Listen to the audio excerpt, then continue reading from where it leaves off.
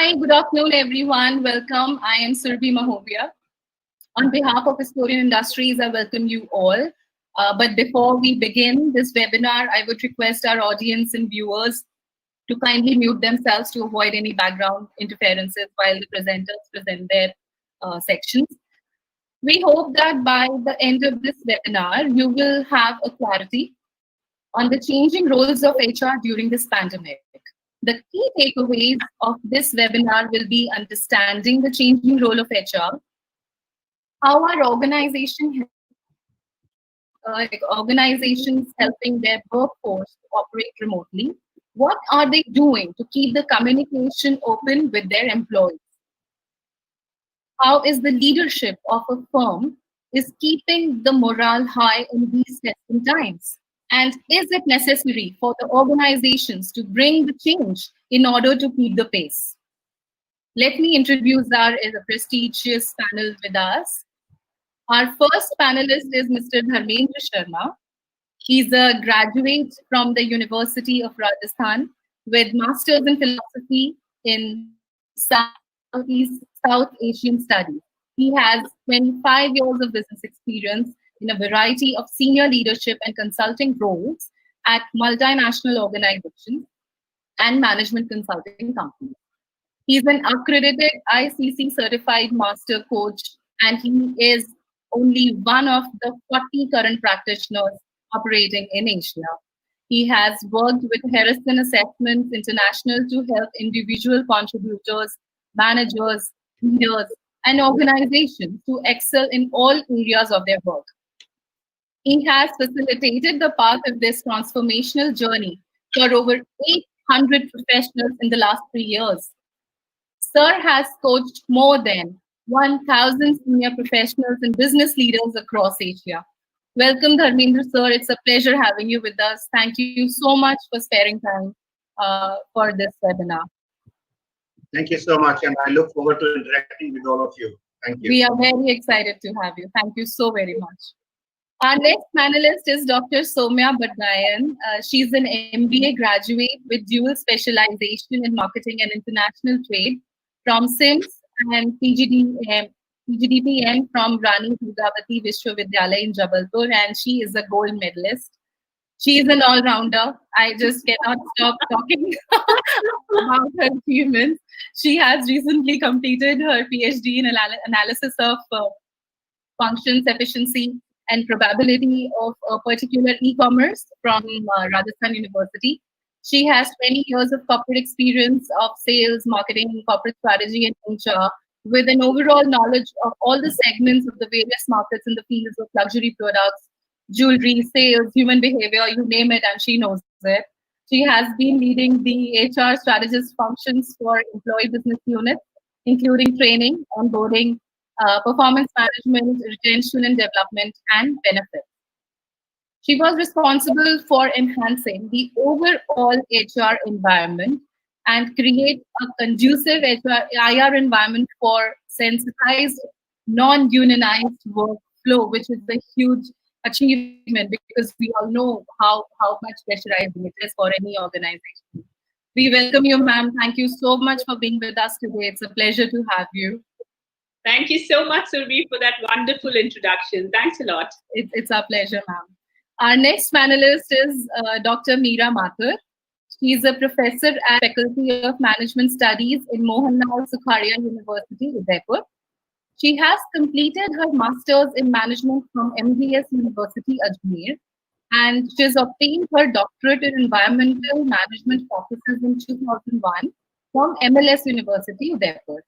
She has a huge teaching and research experience of over 20 years. She's an expert in the area of retail management, marketing research,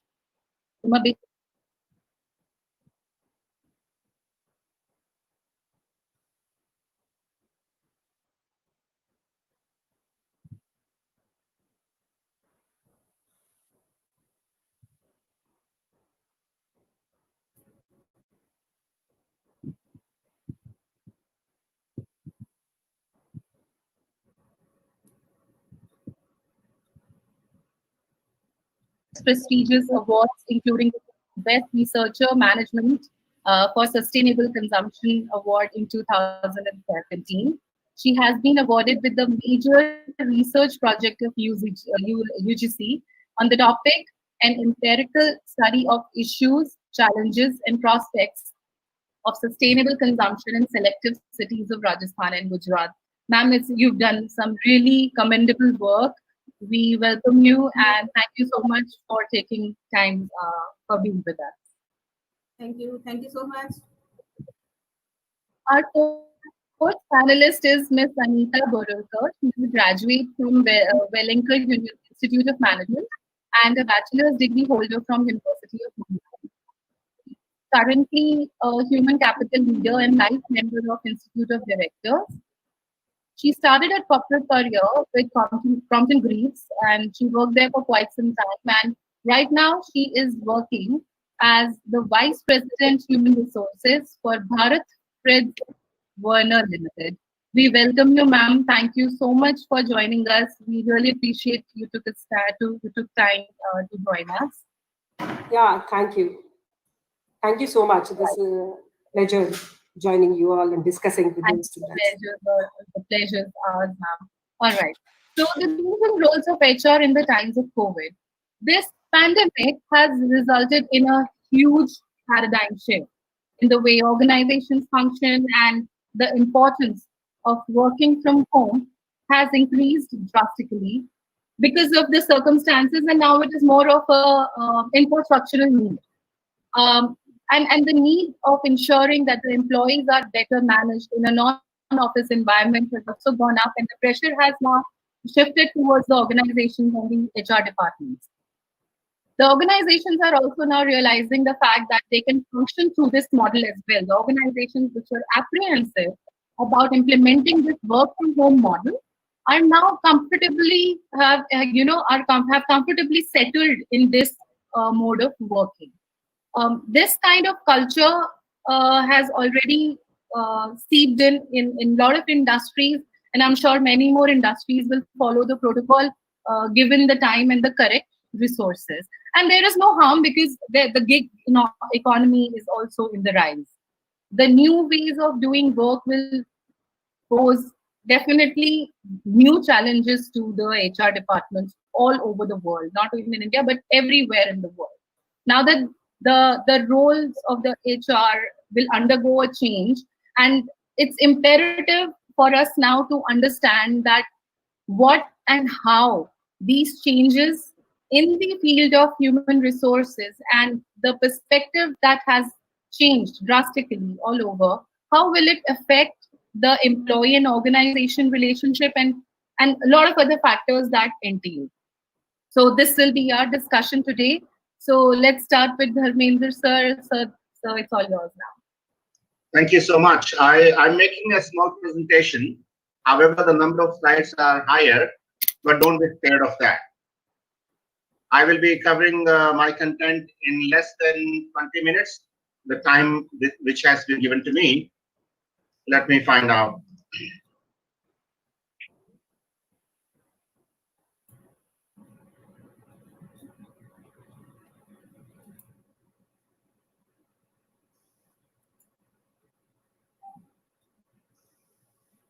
Okay, now I'm facing challenge in finding the slide, which other panelists were also facing.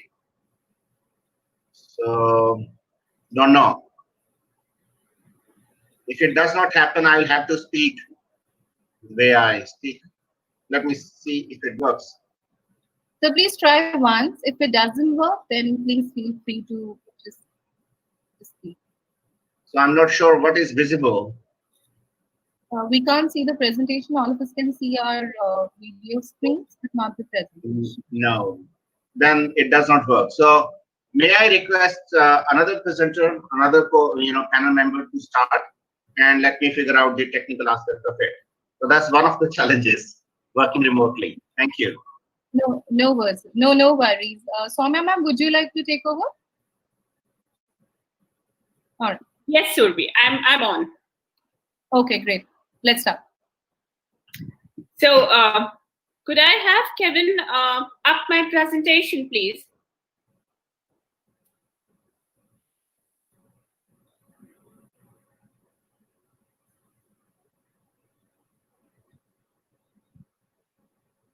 I hope Dharmesh, आपके जैसे इसमें भी problem ना हो जाए now from their end. Ma'am, There can you is hear me now? definitely an issue with the Google Meet today. I'm sure about it. It has never happened like this. Absolutely, and we are actually witnessing the challenge. Ma'am, I guess can you see my screen now? I was able to do it. Okay, wonderful, wonderful. Could you make it full screen, Are Kevin? you visible now? Saiti? Yes, Kevin, the presentation is. Yeah, we can see the presentation. Make it full screen. Okay. Cool. Yeah. Thank you so much, Yeah. Kevin.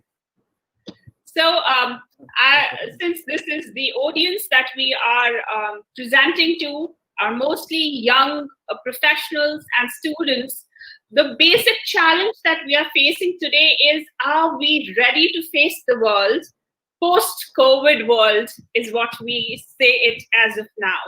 So there was a world, you have the AC and the BC kind of a situation, before Christ, after Christ kind of situation. So it is the pre-COVID world and the post-COVID world.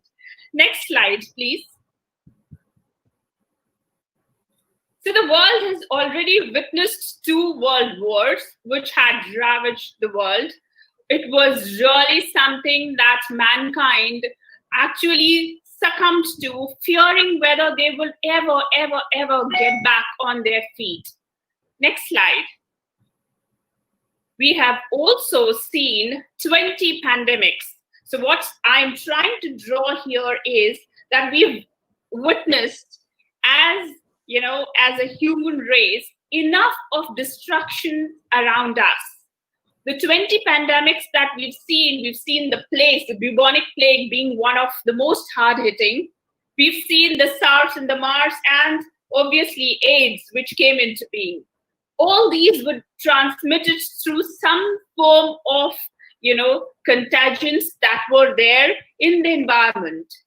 Obviously, this particular COVID-19 is something which is very fearful of, because people are still trying to decode it. What is the reason? Is it something which is contaminated or is contagious through the droplets, or is it an airborne? Now there's a new debate that is going on. The next slide, please.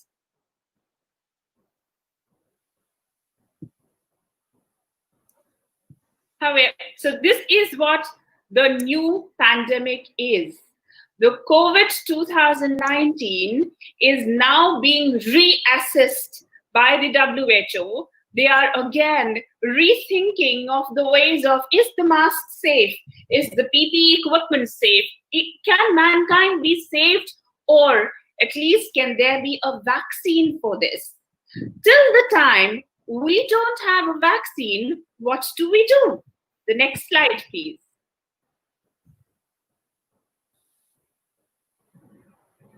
So the world has been impacted in various ways. It started from China, has traveled globally. We're seeing little glimmers of hope with New Zealand completely being able to eradicate, and so are a few other countries. Next slide, please. The impact of COVID has been really hard. Entertainment industry, which is one of the most close contact industry, has been impacted the most. And when I say impacted the most, I'm not talking about the astrological decipherment of, losing so many stalwarts from this industry. What I'm saying is that entertainment industry was one industry wherein people would always get along in a theater, in a movie theater, or in a drama, to see, action happening right there on the stage. Entertainment industry also had these concerts playing, people waving to each other, enjoying, the whole energy and the whole atmosphere. What do we see now? This particular industry has evolved and has found new ways of dealing with you. People have started live streaming from their studios, from their backyards.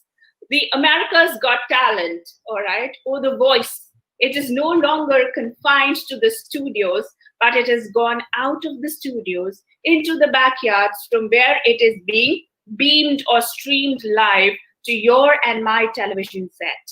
The next slide, please. Airlines, very, very heavily impacted. The first industry to take huge amount and massive amount of pay cuts and the loss of jobs were in the airlines industry.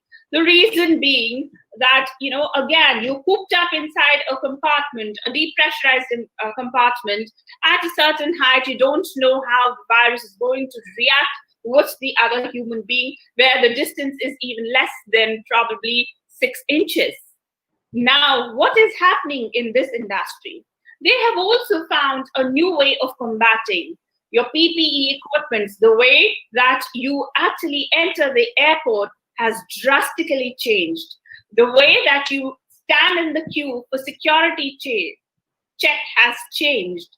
The way that you deal with your luggage has also changed dramatically. Most importantly, what has changed is the seating arrangements. Now, airlines is debating, do they want you to have that empty seat, or would you want to pay for the empty seat for your own safety? That's a big question mark. The next slide, please. We are seeing malls being deserted.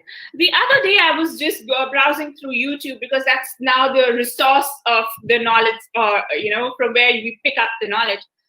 The mall in Dallas, Texas, which is known as the Galaxy Mall or the Galleria Mall, I was appalled. I was appalled to see people absolutely refusing to wear masks. People were holding hands, walking, brushing through strangers. Why? Why is the question that crept in my mind? Why are they doing it?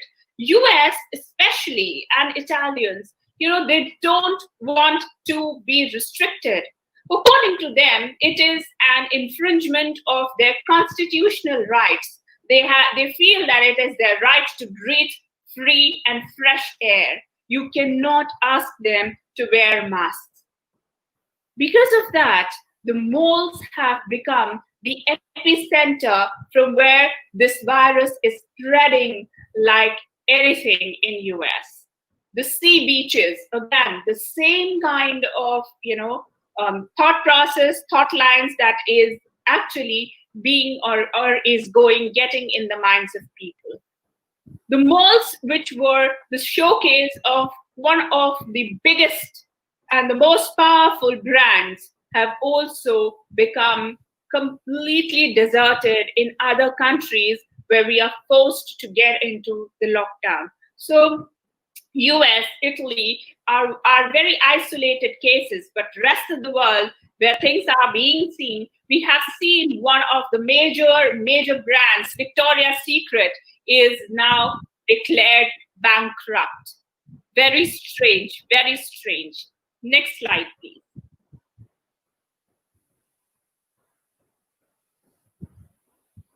Salons, vanity. Who doesn't want to be pretty and good looking? However, this industry also was a very high contact influence industry. What has happened here is that if you go on something like Urban Club, all right, and get into their salon function, they have come up with a beautiful tagline, experience our salons with a social distancing, which means that their technicians are coming equipped in a PPE suit, completely geared up for your safety and for the safety of themselves, yet keeping the business going. We have other salons such as Enrich, which has started selling their product or merchandise online. All right, so probably we still have to wait for the services like hair cutting or probably facials and all to start. It has started sporadically, but not to the full exposure that we need. But somewhat, it has started taking baby steps towards, coming back into business. The next slide, please.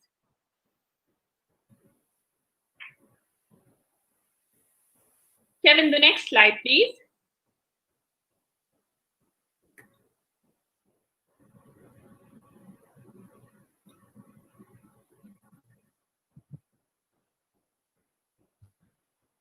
Kevin, can you hear me?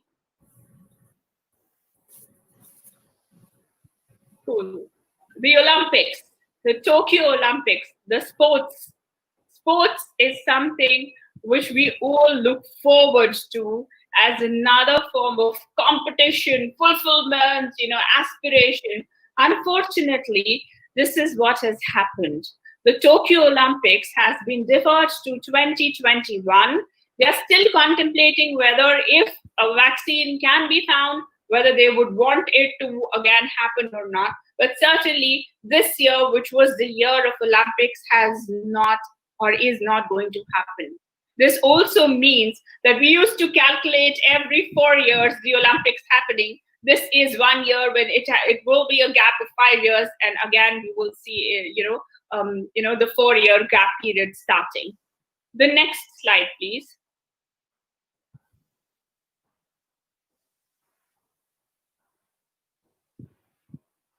However, when we look at all these closed downs, clamping of business, loss of business, somehow it creates a sense of morbidity in us.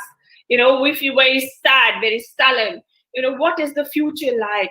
Are we going to survive? These are very, very morbid thoughts, Is the world going to ever be normal? And then we start categorizing things as the new normal or the novo normal, or we start calling it different names. The next slide, please. But there is always a hope. Remember the first 2 slides that I showed you. The world has already witnessed 2 world wars and 20 pandemics. This is no new. All right. We as a human race have the ability to bounce back. However, next slide, please. Are you ready? When the world comes back, all right, as sudden was this lockdown, I presume we will slowly start accepting this, and we will slowly start moving ahead in life with all this. So once this starts happening, are we ready? That's the big question mark. Are we ready to go and grab the world? Are we ready to go and do what it takes to conquer all? Are we ready to set pace in the soil? Are we ready to run? Are we ready to win? The next slide. All we need to do is take this time to be prepared. As students and as young executives, this is my request to all of you. You have to be prepared. Don't think about what and the ways in which the world is moving now. The present is what you have, but you have to future-proof yourself. You need to be ready for tomorrow, and that is the fun part. Remember, either you are in fun times or funny times, correct? The next slide, please. The 2 takeaway words that I'm going to give you today. And please, please, please put this absolutely ingrained in you. The 2 words are resilience. Resilience means to have the ability to be persistent, to defy all odds. I want to share a small story here, all right? We are from gems and jewelry industry, from the luxury segment. In 2008, there was a huge recession that hit all of us. There was a global recession. And everyone started saying, well, you know what? The sale of jewelry is going to go down. We were also thinking, we were into massive expansion times at that point of time as well. And we suddenly said, you know what? I think the world is not going to be the same anymore. So we sat there as the think tank of the company and we were debating. The entire debate went in the direction of saying that, you know what, we should close down the new units that we have started. And probably either we have to think about layoffs or things like that. And we said, well, let's see. My MD, on the other hand, stood up and said, you know what? When the business is back, would you not be requiring this kind of workforce? So don't tell me at that point of time that you are scampering all over around the world, scouting for talent when you have what you have and you've let them go. We were thinking, you know, this person, he's not very old, he's a young man. And we were thinking, you know, oh, what line of thought is this? But he said, I want to stand there and then we will see what happens. Believe you me, in 1 year, the business actually doubled. Had he not had this resilience about this entire episode of global, you know, meltdown happening or recession happening, I think we would have had a very tough time. The next slide. The next word I would like to give you is relevant. You need to stay relevant. You know what? Take, for example, the Indian classical music. A lot of youngsters say, "Arey, ye kya hai yaar? Ye to rote hue kuch ga raha hai. Ye kya sare gama pa kar raha hai?" You know, I am someone who wants to hear Sia, and I want to hear this and that. But you know what the Indian musicians did? Go and Google Shubha Mugdal. The way that she has infused, all right, the blend of Indian classical to the modern world, she has actually enticed, excited, invited all you young girls and boys into the realm. What is Nusrat Fateh Ali Khan doing? The father, Rahat Fateh Ali Khan, doing? You know, the father was absolutely very much in sync with the old Sufi ways. Rahat Fateh Ali Khan pulled that old Sufi ways and gave his own flavor. All right. So the Rashke Kamar that we are going so gaga about today was sung by his father, Nusrat Fateh Ali Khan ji, and today, look at where that song has, and what a cult song it has become. So what I mean to say is that you need to resonate with the needs of today. Your education. We have an honored panel member who represents the education sector. Even I have been teaching and have been associated with various B schools since 2010, now good 10 years. And I've seen that the course content remains the same. It is the examples and the way that you deliver the lecture changes. So the relevance is very important. Very important. You have to resonate with the needs of today, the ever, till that ever change. Be very, very firm on these two words. All right? To be resilient and to be relevant. The next slide, please.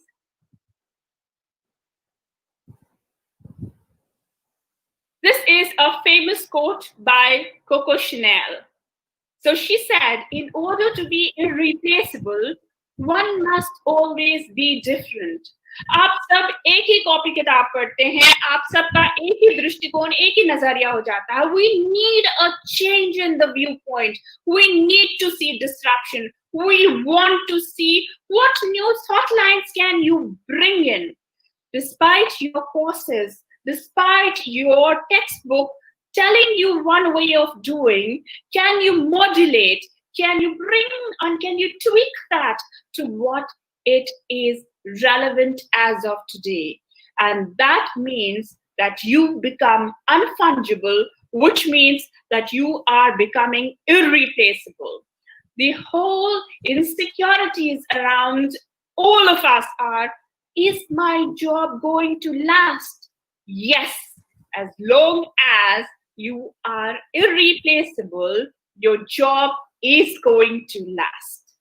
The next slide, please.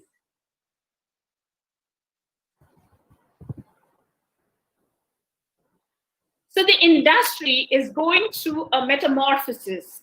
It is an ecdysis. आपको पता है ecdysis क्या होता है? जब आप सांप को केचुली बदलते हुए देखते हैं, वो उस वक्त सबसे ज्यादा vulnerable होता है. The snake, though it is the most feared of reptiles that we know, when it changes its skin, at that moment, the snake is very vulnerable because there's a skin coat on its eyes. It becomes very lethargic because the whole energy goes in changing the skin. That's what is happening today with the world. The world is changing the skin. We are changing the way that we usually used to do things. And with this change, there is going to be frustration. There is going to be a lot of anger. There is going to be a lot of anxiety. But it is the industry that is changing, the people that are changing, and the ways of doing, which is the system that is changing. Government today, the babus used to sit and write everything on paper, are going digital. Can you believe that? I from an HR, and I think many of you would resonate, most of the paperwork is now becoming digital, right from your PF, ESIC to anything that you want to actually do is online. So imagine the systems also are evolving and the industry is going through a metamorphosis and ecdysis at the same time. The next, please. There is something which is happening, which is known as the reverse migration. Now, here is where the challenge is coming. The reverse migration is happening because, people who used to stay here, especially in the metropolitan cities like Mumbai, Delhi, Kolkata, Chennai, they all used to share their rooms so that they could, save on those rentals and they could send that money back home. With this kind of a situation where social distancing is the new norm, you can't use the common toilets. The reverse migration has started happening where people from the urban sector are moving back into the rural world from where they belong. Now, when that is happening, what impact does it have on the industry? The next slide, please. Today, because of this mass exodus, the construction industry is absolutely suffering. The manufacturing setups are suffering, all right?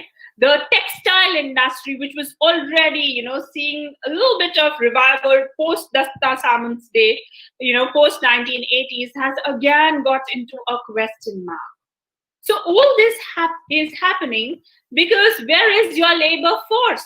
The labor force usually used to comprise from states like UP, from Haryana, from places like Bihar, from places like Orissa, from places like Bengal. Now, when all this wealth, people are going back because of the lower cost of living there, it is where the industries today in the other developed states are standing at a big question mark.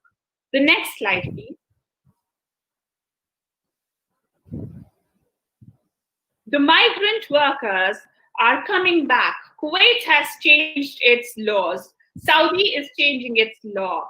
UAE is now going to change its law for the expats. So most of the people who were working outside India are coming back. We have already seen what Mr. Trump has done with the US, all right? He has started cutting down on the visas.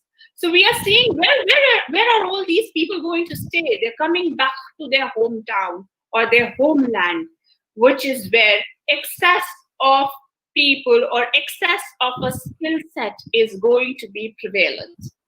The next slide, please. The e-commerce, the touchless e-commerce is going to be on the rise. E-commerce is going to be the new way of doing things. However, whatever I have read and studied, I'm seeing a hybrid of a brick and mortar world and the e-commerce. So there is an exploratory world going around in an e-commerce wherein you are new to the product. You're probably doing a search, probably comparing various things, but you physically are going in the shop to try out the product. Myntra, for example, the clothes store, came up with a beautiful concept of saying that you can wear your clothes. If you don't like it, you can hand it back to the person. Earlier this was a big challenge for all of us, thinking that, what if I buy something from the e-commerce platform if I'm not able to return it back? Correct? But now e-commerce platform is becoming like a hybrid platform. The next slide, please.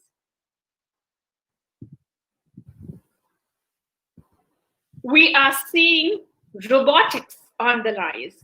Drones are being used to deliver food. When you see China and when you see the COVID hospitals of China, robots were delivering food at each room or each containment room, which is a beautiful way. Robotics are also coming in something which is a fine hand needed work, such as jewelry. All right. Robotics are coming everywhere.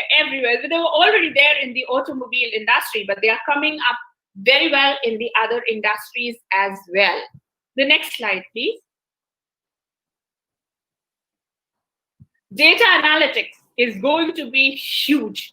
This is one topic that I would recommend each of the young tops and the new students to please get into the analytics part of it, because things going offline and going online more, you will need to understand what is the underlying principle. For example, a very small example I would like to give you. If you book your Uber through an iOS system vis-a-vis an Android system, you will always end up paying more in an iOS system. Do you know the reason why? The reason is simple. Even during peak times, I'm talking mostly about the peak time. During peak time, it is found, and research says that people who own an iPhone are actually with a higher bracket of income. That is why they can probably pay more. This is how analytics come into play. So when we say that, I never get an Uber, and your friends say, really? I always get it. The reason is, check the phone. The next slide, please.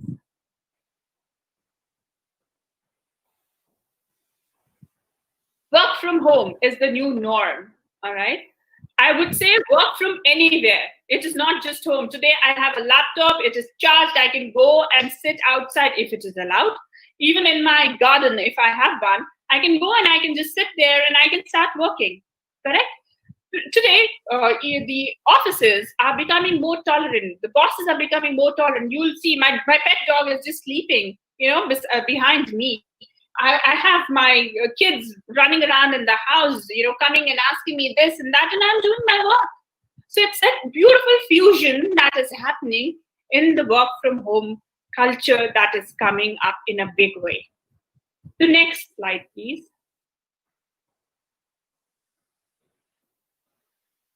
The work from home culture also is creating a lot of hassle because there are no timelines. So that's a fight that I am having. And now as an HR, what's the culture sensitization that just because I'm at home, you can't just call me at any odd hours. I'm still bound by 8 to 6:30, 7-ish, but beyond that, it is my time. So what is it that you can do as students and as neo-professionals or the young professionals? First, breathe. Breathe and relax. Because we as is can't do anything about the situation that we are in. Second, erase all sorts of entitlement. Just because you have an MBA degree, don't feel that you are entitled to certain privileges. I remember the time when I earned my MBA degree, I also thought, yaar, ek revolving chair hogi, hum bhi Amitabh Bachchan ban ke baithenge and jahan se hum khade hote hain, line wahan se shuru hoti hai. All that dialogues used to be there in the mind. What happened was, you were given a desk, you were given this, and there was a task allotted, and you were like, what? I'm supposed to do this? And it was like, yes, darling, you start from the very low levels, and then you climb your way up. So this whole thing about a fantasy world and entitlement, please rub it off. Second, equip yourself with the knowledge, pestle, political, economical, social, technological, legal, everything, environmental, everything into being. You have to know what is happening around you. In the morning, in the afternoon, I was talking to Vivek ji, who is also the proprietor of Astronews, and he made a beautiful comment. He said, Didi, you know what? You're having problems from China, you're having problems from Nepal, you're having problems from every other country, and Pakistan being there surrounding you. What is India going to do? And very, very, very relevantly said by him. So I think this knowledge of pestle is absolutely essential for all of us to weave your strategies of survival, correct? Then, ma'am, I'm sorry to interfere. I have a question here. Sure. So what about those jobs which cannot be done in a work from home setting? Correct. So very good question, Surbiji. Now, what is happening is that even I come from a manufacturing background, Right. Work from home doesn't work for us. Even today with the 25% leverage, I'm having 1,000 workforce working from, the factories. Now, in such a situation where work from home doesn't work, you have to find a melting point in between. Right. Again, the hybrid of the two. So what we've done is that our designers, our sales team, our product development team, our R&D team, they have gone offline. They have gone out of the work environment. But the physical form of labor has been brought in the factory. So we're working in an hybrid environment. Right. And how do you keep a check on the productivity for those who are operating from home? All right. So we have a matrix created for the productivity where every day a person has to report to the superior saying that these were the tasks allocated, these are the tasks that have been done, and the result of those tasks. How, whether it is done to the tune of 80% or, how much have they completed of those tasks. Then there are tasks which are repetitive in nature. So if there is something which is repetitive in nature, we keep it aside. So there are measurables and there are certain non-measurables which we have combined together and created a whole task sheet around it. Right. And then we also get into something like a team call or something like a Zoom call, wherein we are interacting, exchanging ideas, exchanging the way that we work. So this is how has it brought any, or has it impacted you as an HR personnel in managing the performances of your team? The first and foremost challenge, Surbiji, was bringing this whole culture. Ye to ho hi nahi sakta is the norm that people go with. This is not going to happen. But then to create that cultural shift and to make that push that no, you need to learn technology. You need to know how to use technology to your advantage was the biggest challenge for us. Right. But now people have warmed up to it. People have accepted it. People have now started being productive also. So it took us good 4 months to educate them on the importance of, being online, yet being offshore. Right. So will there be any changes in the job descriptions? Will there be a possibility that you will have 2 people working on the same job, one operating from a physical infrastructure of an office and one who's operating from home? As of now, I don't see that cheese pie into each other. Right. As of now. Now, this is also a learning curve that we are into. But what I have seen is that once a designer has designed the file and it is converted into a CAD rendering, CAD means computer-aided design. When it is, converted into a CAD rendering, from there it is flashed right at my Viper machine, which creates the model of it. Right. So, so the human intervention between, those is minimized as is. The same thing they used to do sitting in the office premises, now they are doing from their location. So I'm not seeing that pizza pie yet being shared, but it is a clear distinction happening there. Okay. Wonderful. Ma'am, may I please request you to fasten up a little bit so that we. Yes. Now this is the last. This is the last slide. So then you have to ensure yourself to be ready to face the world in the rainy days. Always have that umbrella around you. And with this, I think the next slide, is the thank you slide. Kevin, can we see? There you go. So I would always end up by saying that for every doomsday, there is a Noah who carefully built his ark. You need to build your ark very carefully, have all that you need to survive in that basket of yours, and go out. The world is ready to be conquered. With this, I end my presentation. Thank you, and my apologies if it went a little longer. No, it was a wonderful presentation, quite an insightful presentation, and I'm sure a lot of people have benefited out of it. And I am in complete congruence of your views. Besides skills and knowledge, resilience and staying relevant are going to be the main differentiators between a productive and a non-productive employee.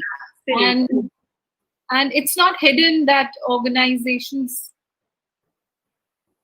I think, okay, and it's not hidden that no organization has been left untouched, by the impact of the COVID, and the entire sectors have taken a very bad hit.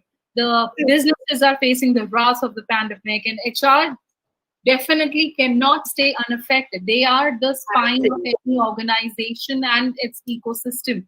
So everything for them is interconnected and interdependent. So creating that interconnectivity and creating that interdependence while people are remotely and working in secluded locations, I believe it's a huge, huge challenge that human resources is facing. So true, so true. Thanks a lot, Kevin. Thank you for running the slides. Thanks a lot. Thank you so much, Kevin. Welcome. Our next presenter is Anita ma'am. Ma'am, may I please request you to start your video and please unmute yourself. Great. So we have Anita ma'am with us. Sure. Yes.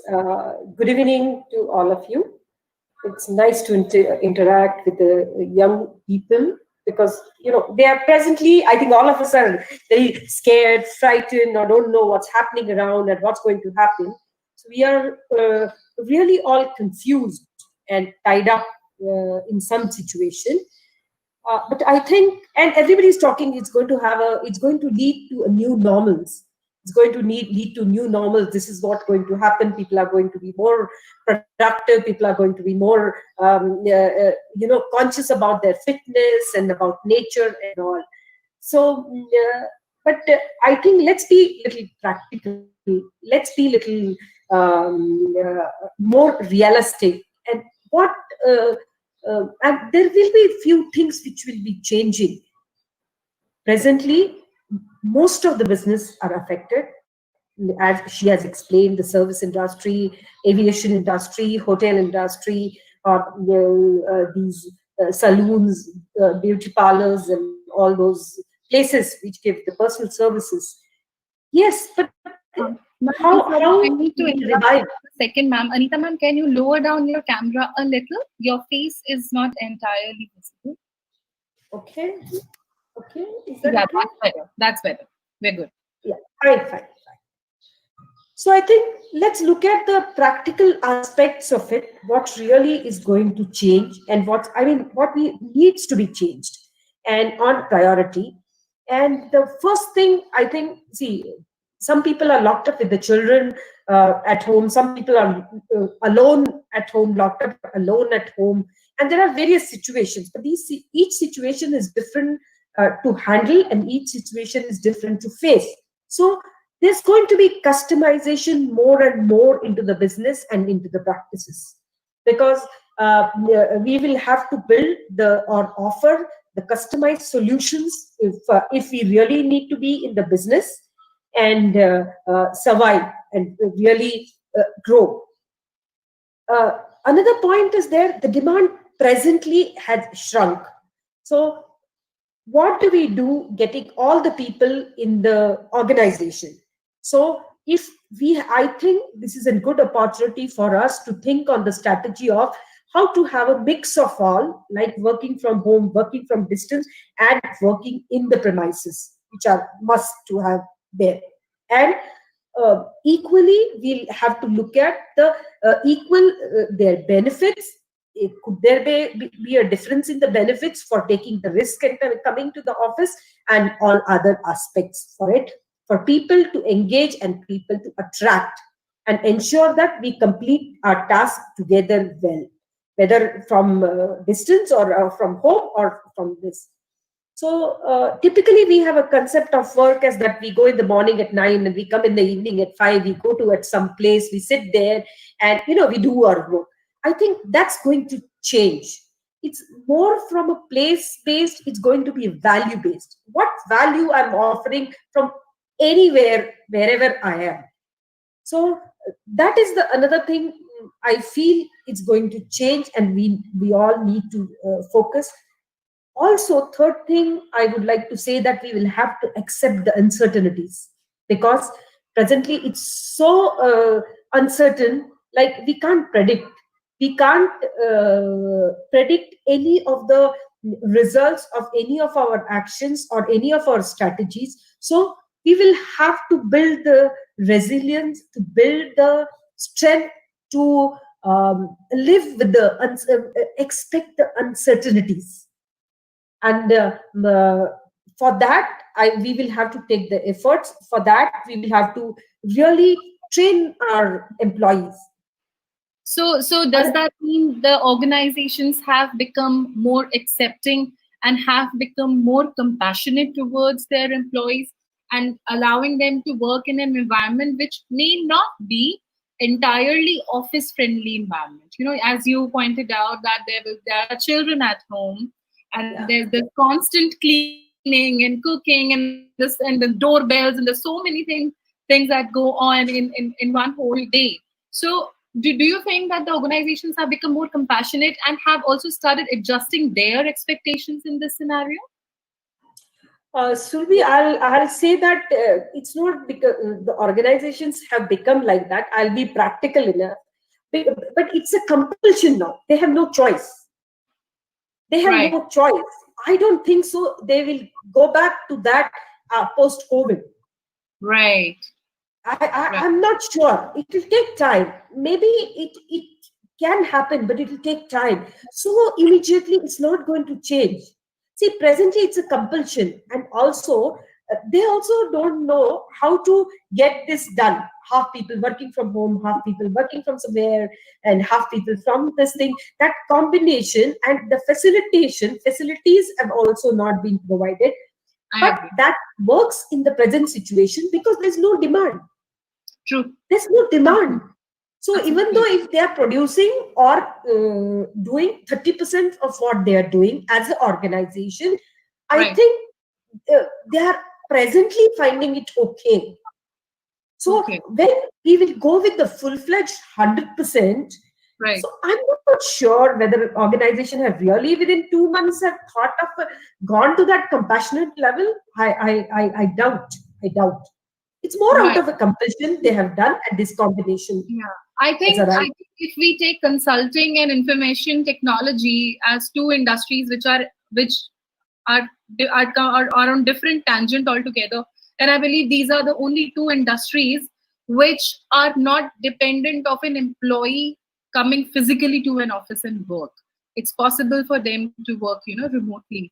But I completely agree that also that in a lot of other industries where there is no infrastructure provided to the employees to operate from home, it's definitely a challenge for both the organization and the employees also. There is no middle point. I mean, the employee doesn't have a laptop at home. The organization is in probably no position to provide that kind of an infrastructure. So yes, it will take time, and there is a little bit of gap, and there is some vacuum that needs to be filled here. See, Surabhi, it's all economics. Why IT industries, they can do it. Their infrastructure is one internet connection, good connection, charges, and laptop. Right. They save so much on one desktop place. which is so Right. keen to the IT area. And Right. vis-a-vis the manufacturing industry is not used to it. And maybe it's Right. like purchase or supply chain or other functions can work from home and do it. But that parity is developed here. The huge organizations they're there in IT, one is working on this project, they're working with that customer, working at the customer's end. Right. So they had inbuilt that dynamics right from the beginning. Correct. Correct. Right. So some of the organizations are already gone on. They have the positions, work from home only the positions. Work from home, they have little low salary for those people, but those Right. positions are work from home positions. So, Correct. but for other industries, it is to digest and really do it. It's all economics. And the parity, if the employees try to develop, like, oh, they are working from home, what facility we have, what they are. So I think organizations need to mature. They will mature. It's not they are not matured. It's just 2-3 months. We all are facing this. We all thought after lockdown, opens, we'll go back. But no, it's spreading more and more. So we don't know what turn it's going to take and how it's going to impact the economy, society, emotions, mentality of the people, behavior of the people. So certain things we need to change, but I don't think so radically it's going to change. And it will all be revolved around the economics. Economics. I agree. You said something about the shrinking of demand. When you say shrinking of demand, do you mean that there will be some sort of decrease in demand of the managerial jobs or the jobs or the administrative jobs? No. I'm saying demand meaning the demand to the organizations, like Right. their products, their services, like hotel Right. industry. There's no demand. Right. Production, cars, there's no demand. But there's a huge demand for grocery, huge demand for home delivery things. Right. So some industries are there, but they are very limited industries. Right. I believe in this pandemic, pharmaceuticals, IT, and FMCG are the only 3 industries that have not taken the hit. Right. This connectivity, this internet and all, like Netflix and all, they're like absolutely moving. But other industry to go, and it's all economics. We all need to understand, and students need to understand, everything in industry and society evolves around economy. Whether it's right or wrong, that would be a very different debate altogether. But it's all economic. What suits to that organization and what they can make it. But we can be more creative. We can have a lot of various combinations. We can give the rotation to employees to have that kind of a roles. Like these are the roles which are from home. These are the roles which need to come rotation. So that a lot of creativity can be brought in to make it successful. But we need time. I think we have got good brains who will work it out, the good combinations, and will be successful. And we are going to come back. Whole the world is going to come back. It's a temporary phase, and we are confused. Yes, let it be. Correct. I agree. I absolutely agree. Please continue, ma'am. Yeah, and also we have to be more dependent on analytics now. And reach out other people to take the decisions, take the more analytical data to make the decisions. Otherwise, investments will be wrong.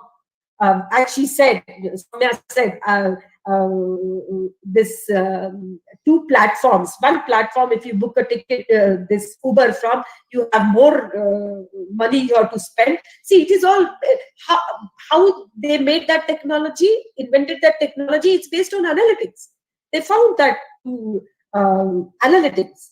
So I think we have to be digging up more and more data if we really have to our investment fulfill for what we are investing, the purpose for what we are investing, and we have to be more careful because it's going to be less and less. So, if we take the analytical decisions and invest and making these dynamic work situations and the people. I'll tell, see, previously any salesperson would go to the customer's place, they'll say, sir, this we make, this kind of machine we make, this kind of tools we make, see, you have this machine, our machine can give this productivity, that productivity. Now he can't start that conversation.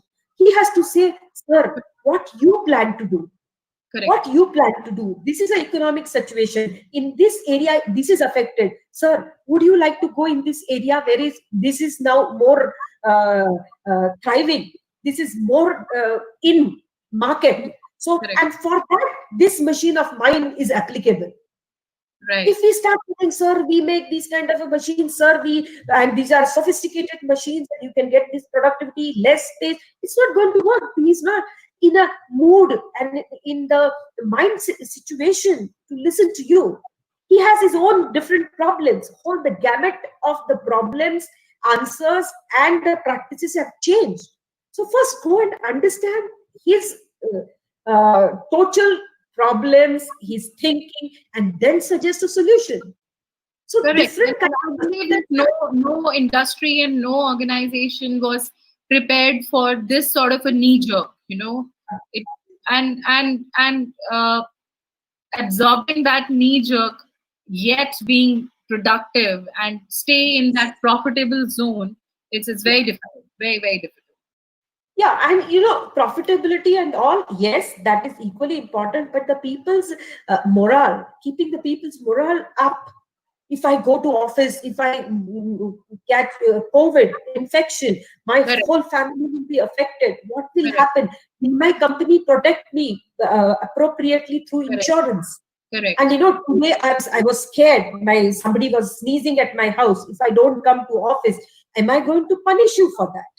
Right. So you need to be more empathetic, sensitive, and empathetic. I think that's going to work more in the post-COVID world. One competency that's really going to help and play a major role in your success as a leader, business leader, industry leader is empathy.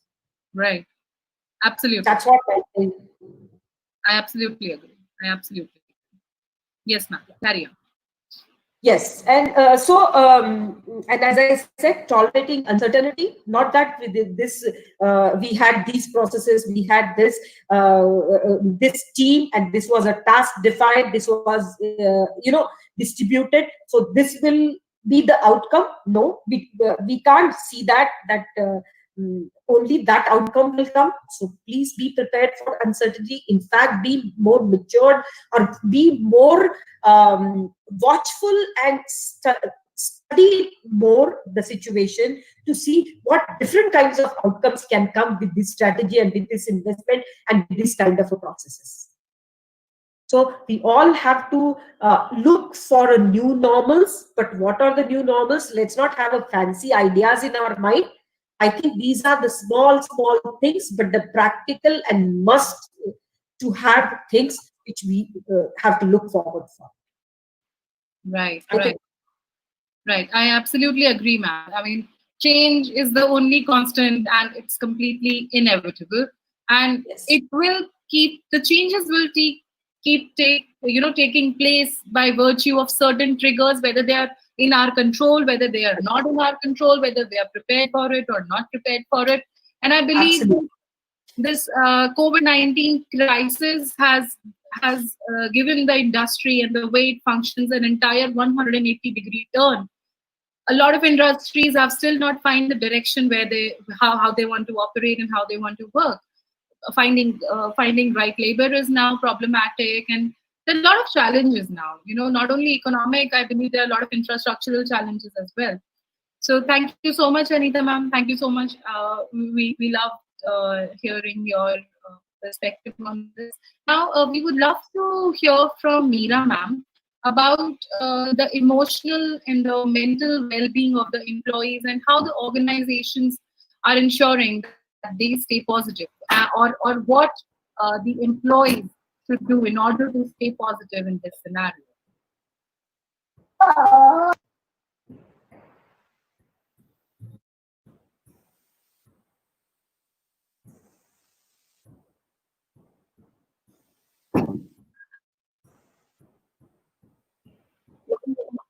Ma'am, Meera ma'am, can you hear us? Yes, I can hear you. I'm just sharing my screen.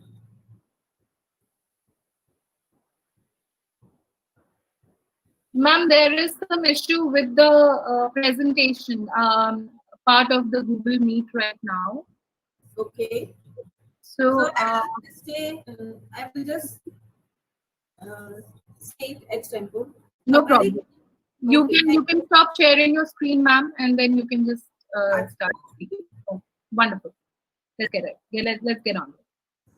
A very good evening to my fellow panelists and dear audience. I'm sure you are all aware that the concepts of work and workplace have drastically changed. So it is a very critical role for the HR to decide the new guidelines and new policies with the advent of work from home. I feel that work from home is new HR opportunity, but it also has its pros and cons. Because the first major problem which we are facing is the diverse workforce. Now this workforce is working round the clock. So we have work from home employees, then we have part-time employees, and then we have gig workers. As Surbhi said, that India is moving towards gig economy. So who are these gig workers? These are workers who usually work for a job for a specified time. And naturally, in during COVID-19 times, we are finding people who are ready to work for very small times on small short projects with the organizations. So again, this would depend upon the type and size of the organization firms. And if we can give them the relevant infrastructure, they can do wonders.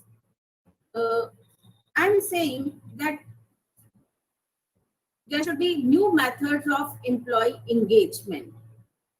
HR has to incorporate policies regarding employee engagement for people who are working from home. See, because it is very difficult to measure the productivity because of the problems of the home, as Anita ma'am said, and even Swamya ma'am said, that when you are working from home, there is no schedule at home and you are having a lot of pressure, a lot of stress.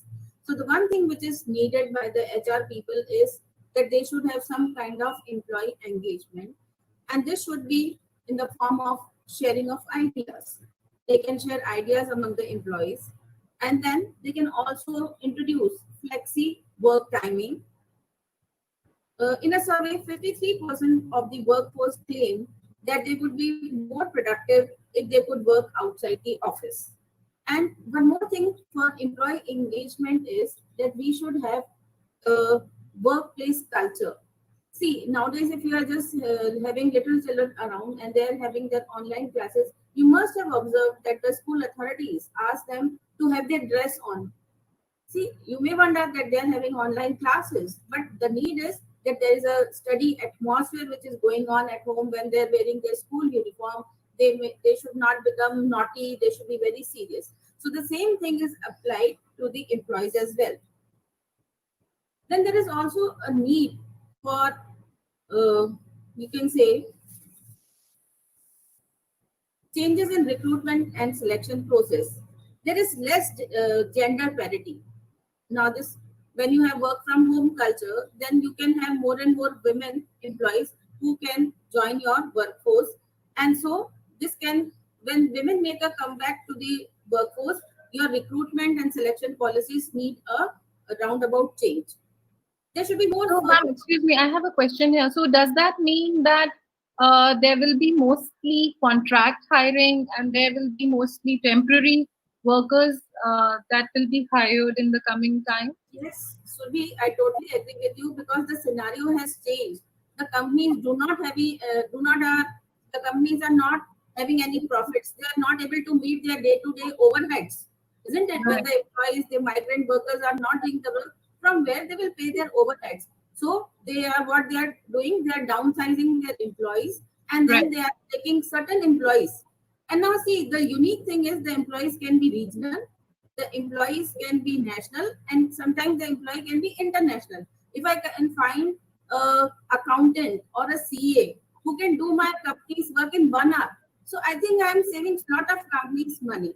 So this is a new trend which I feel it is going on. And I would also like to give here an example of a company named Zoho, Right. Zero, and Right. it's planning to set up small rural offices. And Sridhar Bamboo is the CEO. He feels Right. that when the employee is at home, he's Hmm. having his food. Just Hmm. imagine that you are in a city of Bengaluru and there is no water supply. You are sitting at your home and logged in. Just imagine what will happen to your productivity. So Right. he's taking the offices back to the villages.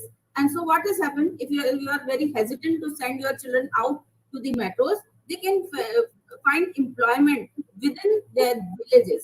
So he's doing a very good job, and I assure or I request all the participants to go through the case studies that he plans to take 3,000 more such employees and try to open more offices in the country. Next example I would like to give is that Pelican India is a firm in Rajkot, and it Hmm. made fully automated N95 machine to make this N95 mask fully automatic machine in just 20 days. So do you think that their workforce was coming to the office? No, it was just idea sharing online, offline, and then one or two persons built it. Another Okay. example I would be giving is that of Mr. Anand Mahindra. He is Right. doing wonderful to Right. motivate the employees in this times of COVID-19. He has done a lot of charities, and also at the same time, what he is doing is, you can say, rewarding the indigenous ideas of the employees, and he has Right. come up with this ventilator, indigenous Right. ventilator, a low cost ventilator. So it is nothing but the outcome of the employees who are well satisfied. They are working offline, they are working from home, and still they are very productive. So these Right. are some So of the the leaders have to lead with example, and because it's everyone's looking up to them. So does that mean that now the employees or the people who are looking for jobs should be willing to work temporarily? Yes, yes. I really want to stress this point that the students, the new professionals, they should not hesitate that if they have lost job in one firm, they have lost their opportunity, there is no future for them. No, nothing like this. Many more new opportunities have come up.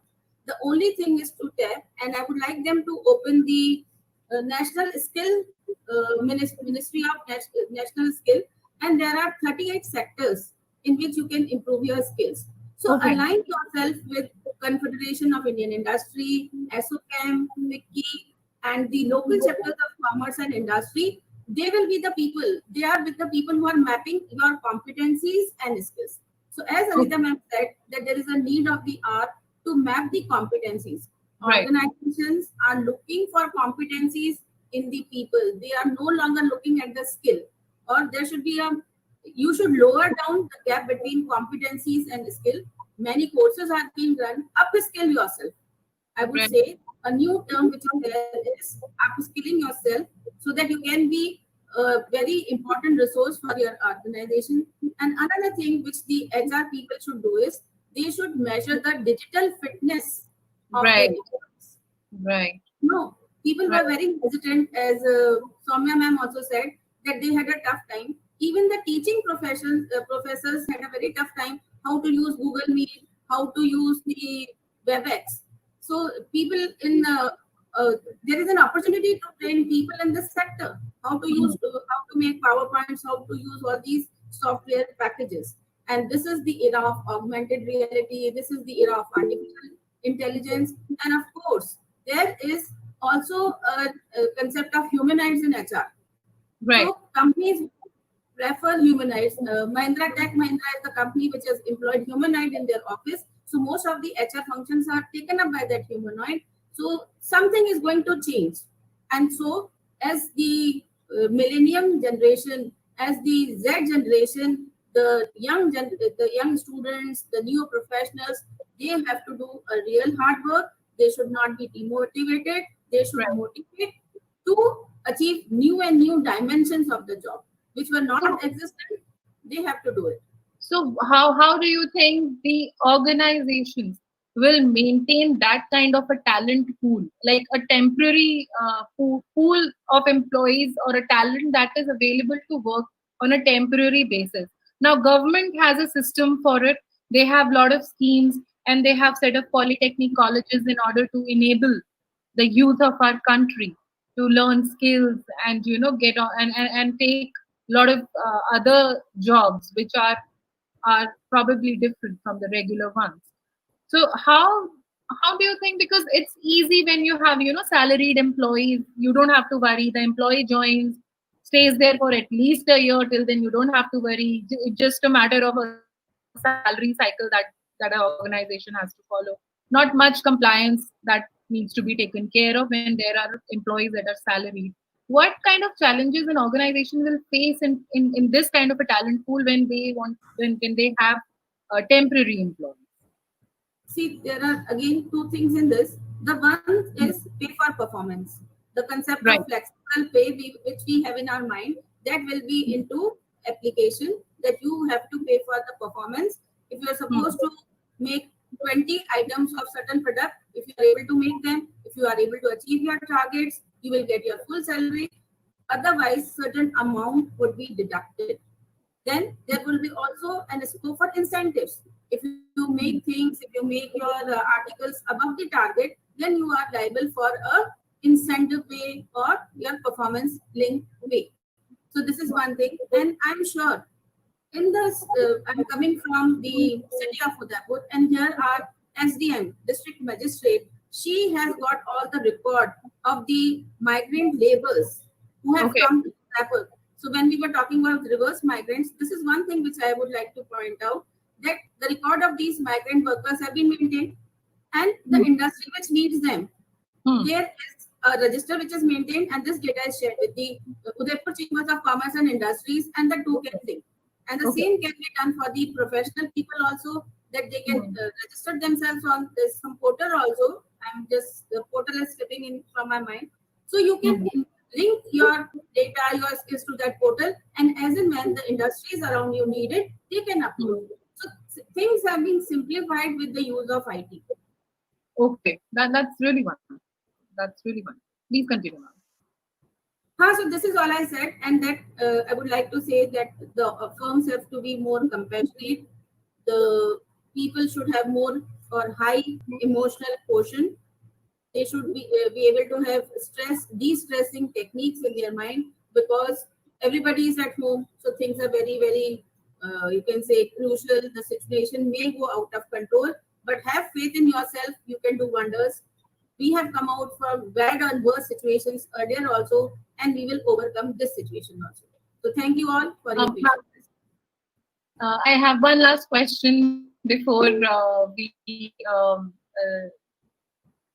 get to over Meera, ma'am. I want to understand that, do you think that now this is the right time for the organization to introduce policies around the mental health and mental well-being of their employees? Yes, very good question should be that we should focus on the steps of meditation, the yoga. It should be approved. Even in the school. See, a child is having a screen for 2 hours at a stretch. So what the schools people have Right. done? They have given a break. They take 10 minutes break and do some eye exercises. So the well-being of the employee should be at the center. And that is why I told you, they should have policy along flexi timing. Some people are Correct. morning people, some are Correct. evening Correct. people. You only need productivity. Uncertainty. So what you should do is you Correct. should identify these type of people and give them full freedom, and also ask them what are the problems they are facing. The HR people can act as a counselor also. There can be sharing of also. We have the case of Sushant Singh. He was not able to speak. Why so? The HR people, the senior Right. managers, the colleagues, everybody are there with you. So you should have social, you can say, social cohesion with the people, the employees around you, with your bosses, and there should be certain policies regarding this. The time has come, because we cannot live in stress for long. So, yeah. So what can human resources or the HR department can do for their existing employees or for the prospective employees to settle down that anxiety, the feeling of that uncertainty and that insecurity? what do you think should be the practices? What, I mean, just give us a brief, maybe a rough idea on what do you think can be the best practices around? Okay. See, there are guide boxes, suggestion boxes already in the organization, isn't it? These Right. guide boxes were used to solve the problems of the employees who were not able to disclose their name. Suppose a person is suffering from sexual harassment. So these guide boxes or suggestion boxes should be made available to the employees in the form of email contact, where nobody will know what problem they are suffering and their problem will be automatically solved. So this is one suggestion, that the companies should look after the mental health, and if the person is facing any serious problem, that can be discussed by keeping his confidentiality and discussing in open forum also. Right. Okay. Thank you so much, Meera ma'am. It was a very good discussion with you. I definitely took away a lot of learnings from here, because since I am handling the similar role and responsibility in my organization, I am definitely learning a lot, and it's definitely changing my perspective in a lot of different levels. Thank you so much, Meera ma'am, for your inputs. It was absolutely Thank you so delightful. much, Surbhi. It's a pleasure interacting with you all. Thank you so much. The pleasure is entirely ours. So our next speaker is Dharmendra sir. May I please request Dharmendra sir to please come online? Okay. Thank you so much. I was the first and the last. So may I request Kevin to to put the slide? Yes, sir. Sure, sir. Just a minute. Yeah, and I think Kevin's support has come as a divine support to all of us, as we were failed or surrendered in front of technology. But Kevin has some magical power to help us bring up those presentations. So make it a full screen. Make it a full screen, and we'll speak loud for sure. I don't know how much time do I have, but I will try to finish this as soon as possible, but with understanding for all. Please move to the next slide. I found this picture very interesting, so I used it. So this is the agenda. Quickly show all these points. I will review the broader overview of the situation and why the role of HR is critical for the organizations now, and how HR can play a proactive role, what kind of leadership we expect in the given situation, and tools to assess and help employees to be successful in work from home situation. And in the last, everyone talked about stress. So everyone was stressed also. So let's reduce this stress today itself, and everyone who is watching this will be getting a very divine gift from Guru Siyag Yoga. So I will explain a little bit about Guru Siyag Yoga, and anyone can practice that. So move to the next slide, please. So this is the food for thought. You'll quickly show all these pointers here. I was reading the Mercer studies, recent Mercer studies, and I found this very interesting quote, that while the CFO was the corporate hero of 2008 financial crisis, but in 2020, company leaders are looking for CHROs to secure their business in a COVID-19 impacted world. And there was another study conducted by a UK group, a digital focus group we call it, and they have asked employees how they were coping with the COVID-19 situation, as HR continues to help. May I please interrupt for a second? What is the meaning of CHRO? Chief Human Resource Officers. I see. Okay. Understood. These are terms. Also, request to all the audiences and the viewers, now is the time for you to start asking questions. Please put up your questions. There will be a question answer session at the end of the discussion. So just please feel free to shoot any questions that you have. Please, Dharmendra sir, continue. I'm so sorry to interrupt. Second point I picked up here was to indicate that how HR is contributing.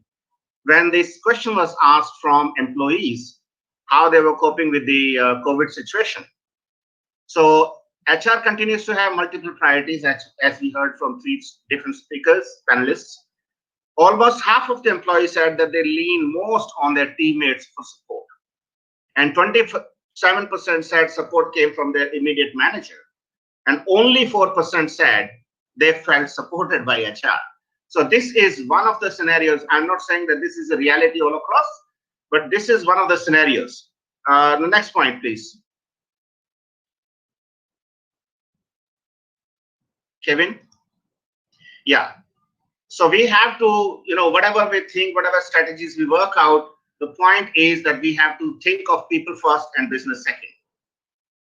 There is another point here, which I picked up from the Mercer study, Mercer's Global Talent Trend Study of 2020, which shows that employees are more, sorry, the screen was a little blurred. It says that, energized employees are more resilient. Soumya had also talked about that.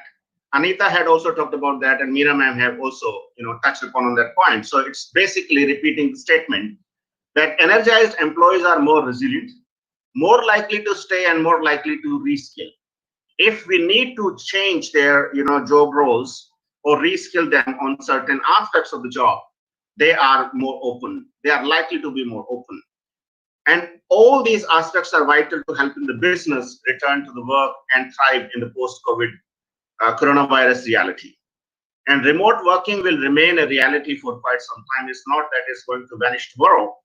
As Anita had also pointed out, this uncertainty, I also believe that this will remain there. Yeah. Next, please. So these are the challenges for HR, what I can figure out, I can see, I can perceive and analyze. Challenges for HR team is to design employee experience fit for remote working environment. Shifting from experience design in advance to experience design in real time. Let's look at the problem, what's happening now. Nobody had anticipated or thought of this pandemic appearing all of a sudden. So this will be, this needs to be handled, and it's a big challenge. How does HR prioritize and the various leadership and workforce demands in the new normal? Working out new KRAs, new job profiles, new job descriptions, and whatnot. All this comes in this. And how can HR communicate and implement a blended interaction model consistently across the organization? So it's not only work from home thing, but there would be a blended approach. So that needs to be in place as well. Next, please. What are the most effective ways to monitor employee engagement? This has come up as a big challenge, because keeping employees engaged and motivated is one of the serious implications of work from home or remote location working, as well as company culture and purpose. This also needs to be in place. After all, companies have their own culture and they are there for some purpose. Next, please. So this is another set of challenges. People, leader, advisors, and managers' roles are changing as teams have to be managed from afar. Which interactions will enhance this experience? This is another challenge and a part of analysis for HR leaders. How can HR teams support people, leaders, and managers in all this new situation is a big challenge for them. An agile mindset and behavior will enable business leaders to transition to the new normal and thrive, and there HR plays a key role as well. And which are the new leadership capabilities will rise in importance? Not that they don't have all these leadership competencies and capabilities, but in the given scenario, they have to, acquire more, I would say. So how HR can support this? As I was reading on the YouTube live, section here, and somebody was saying that, even for the IT and, telecom sector, some leaders are so glued to the, office presence and office presence and office presence. So whosoever have asked this question is a brilliant question. That also needs to be addressed by the HR people. Next, please.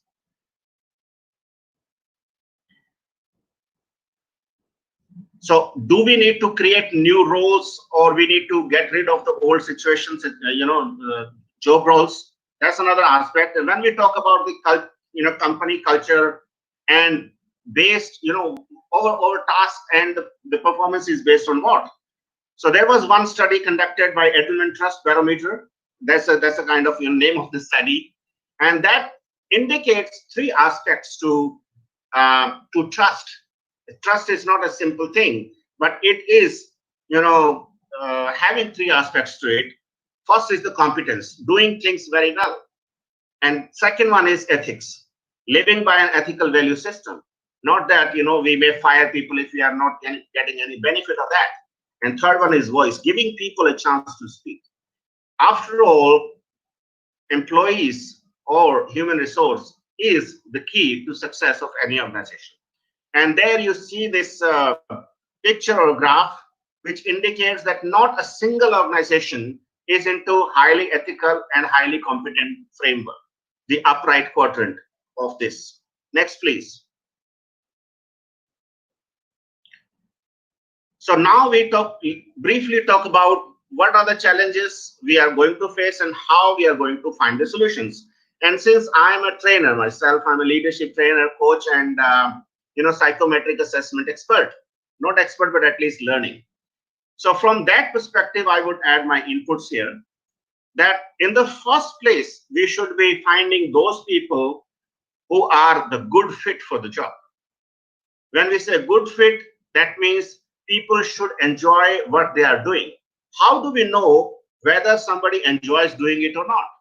So since this is a case of Harrison assessment itself, that Harrison assessment had been enjoying this remote working model for last 28 or 30 years, and they assess people from the very beginning that whether the person enjoys doing a particular task or not. If he or she is not enjoying, then it would be a disruption, and it would be a dissatisfaction and lose-lose situation for both the parties. So identifying, who are the good fit for the job in the first place, and also working remotely, where that requires a lot of motivation, concentration, taking initiative, and all these behavioral aspects. So understanding those aspects by assessment. And if I really don't like doing something, for example, I don't like doing finances. If somebody had asked me to submit my monthly expense reports, it used to linger on for 6 months or so. And if you put me into that new job role in the new reality or new world, then probably I would be more dissatisfied. So identify the intrinsic motivation of employees or people who are working with you. And this is applicable for HR people, for all leaders, managers, and supervisors. And get people to stay in close connection with people. So this is probably needed now more compared to what it was needed, a quarter ago. And make sure that we all are aligned. That requires a greater communication and transparent communication.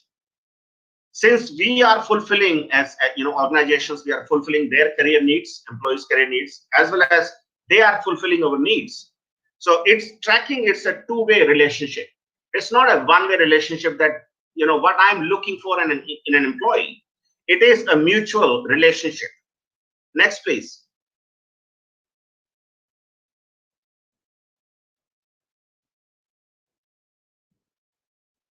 So as I said, staying motivated is a challenge, because some people like being social.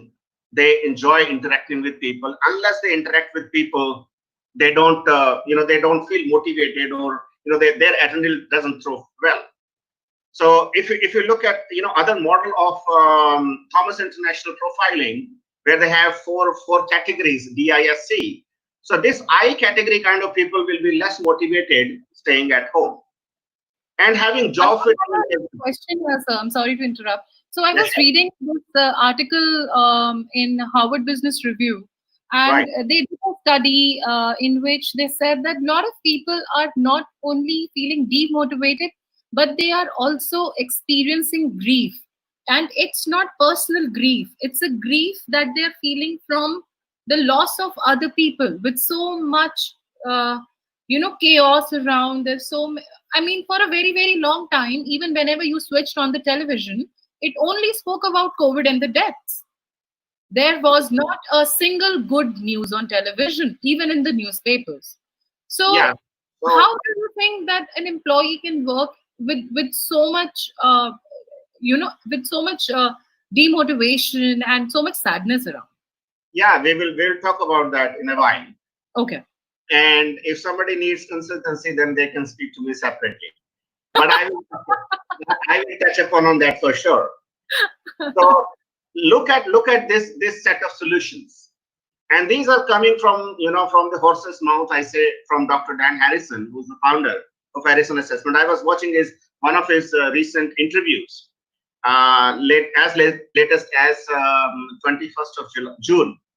So in this, he also said that staying motivated is one of the biggest challenges every leader has to face, not only for themselves but for their teams. And having job fit and engagement is really important for that. And in COVID situation, people are agitated for the simple reason that they are watching too much of television. They are listening so much of bad news all the time.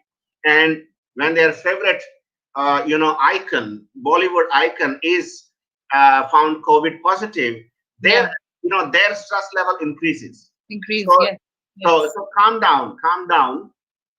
Nothing is going to change with your stress. So how leaders and HR needs to work on these aspects of employees, and all these my co-panelists have talked about emotional intelligence part, empathy part. So that I will be speaking, and I will share a very practical tip. You can try it and it will work. Okay. Right. So when such situation occurs, communication is blunt, and people are rough, you have to be tolerant, considering that you have better emotional understanding, better emotional intelligence and empathy towards people. So again, it boils down to communication part of it. And on our side, we all need to be transparent. We need to be very clear that what we are going to do, though there is uncertainty, but at least saying that we are not sure yet, but certainly we are with you is enough. We understand people have fear, so craft a good direction. Think very thoroughly. As Anita had said that not ready-made solution would work in this.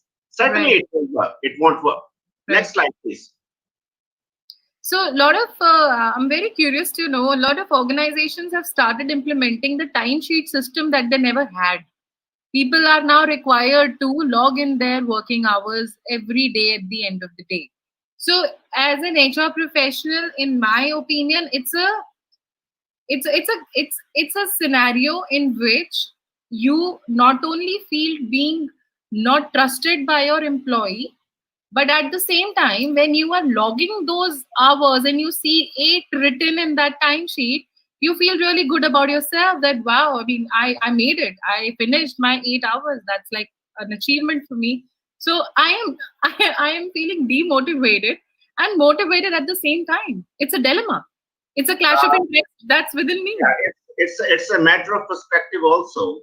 Right. So let me share all these 4 principles, which Dr. Dan Harrison says, and these are paradoxical in nature. Right. As you are saying that you are feeling having 2 different thoughts at the same time. Correct. Feeling positive and feeling negative. Correct. So in other words, think in a paradoxical manner. Right. Human mind, human behavior. If we want to understand human behavior, we have to accept one fundamental fact, which was said by Carl Jung, is that human behavior is seemingly contradictory. Seemingly, exactly, seemingly contradictory. And if we have the right balance between these 2 seemingly contradictory traits of behavior, then we are likely to be successful. Otherwise, we are either flipping on the aggressive imbalanced quadrant behavior or passive imbalanced quadrant behavior. So all these 4 principles are based on his paradoxical thinking. I admire him for that. That's why I have captured all these. However, these were not so relevant, but this becomes relevant when we are dealing with employees.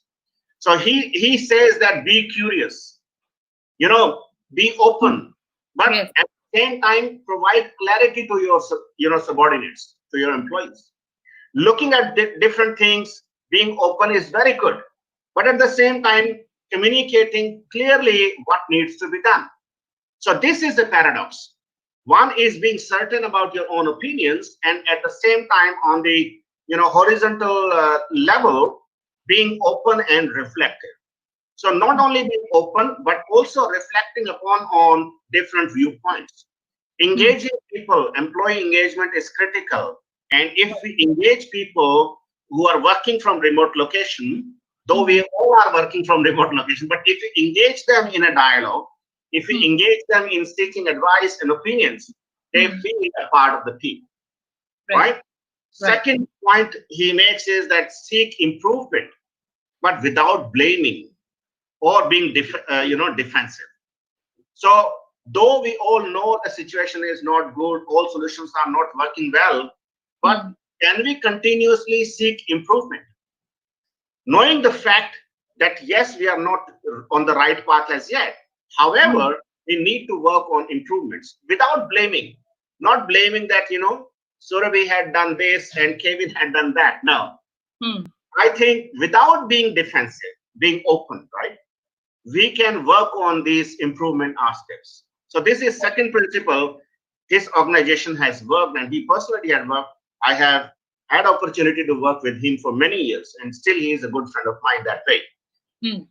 And the third thing he says that be truthful and respectful. Being truthful is that what you think truth is, you say upfront, not like that. It is also paradoxical that being frank and being diplomatic both at the same time. At the same time. Correct. Yeah. So being respectful is more critical. Equally, being truthful. So how to maintain this paradoxical balance is a part of the principle they follow. Why we need to be respectful? Because it is a matter of long-term relationship. And it is a matter of trust building. And working remotely involves a lot of trust. Because you are not physically present in front of your boss. Unless you trust people, you cannot expect them do wonders or be productive. The last but not the least is to seek alignment and better cooperation. Meeting the mutual needs, that is a continuous process. So seeking alignment, whatever we are doing, and having a better cooperation through better communication. And this is, what I believe. And last but not the least, he made one statement. Just, put one enter, Kevin. He said it very beautifully.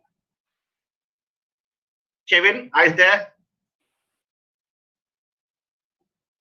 Seems like a lag in the. Okay, that's okay. So I have the presentation in front of me. It simply says that remote working is really an extension of good management practices to start with.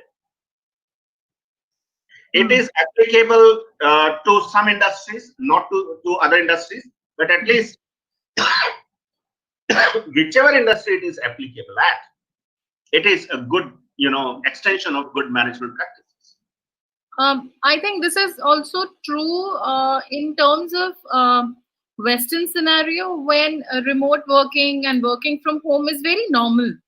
Contract employees and even salaried employees, it's very, very normal for them to work from home. I mean, they don't even have to schedule their calendars. They can just call their boss in the morning and tell them I'm working from home, and nobody would frown or bat an eyelid over it. However, that requires a change in thinking. Correct. Top leadership. That requires having a flat organizational culture.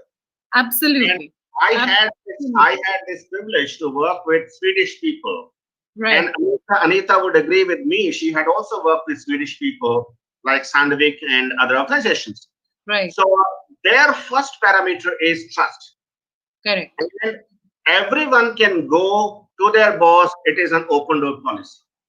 right? Nowadays we can't go because of the COVID, but at least you pick up the call and you share your perspective. Yeah, in India, an open door policy means an assistant sitting out of the door. Right, right. So next,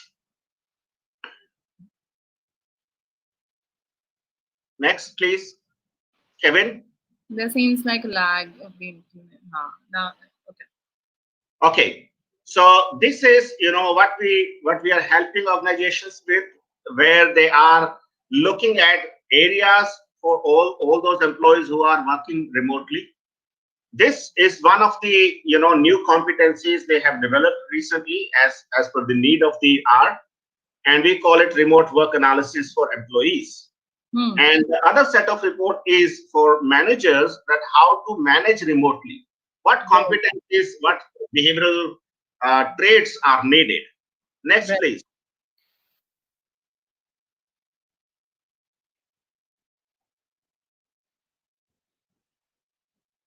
Right. So this how it looks like. I have removed the description part of it, but there are 175 different behavioral traits. What are the essential traits to be successful in remote productivity? It takes initiative is one of the things that without someone tells you what needs to be done or pushes you or follows up with you, you should be proactive.